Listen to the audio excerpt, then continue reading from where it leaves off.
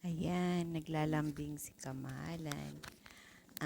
Gusto niya pong magpahilot kasi nga po masakit daw po ang kanyang likod. O kaya ayan, hilutin po natin si Kamalan.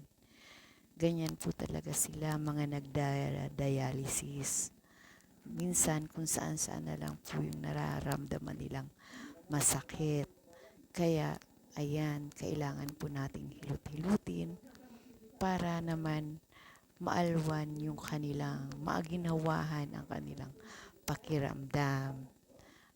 Minsan po, may time na talagang marami siyang nararamdaman. So, kailangan po natin siyang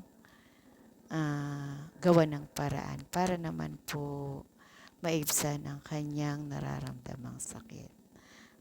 Kahit po minsan tulog na kami, nanggigising po yan para magpahili.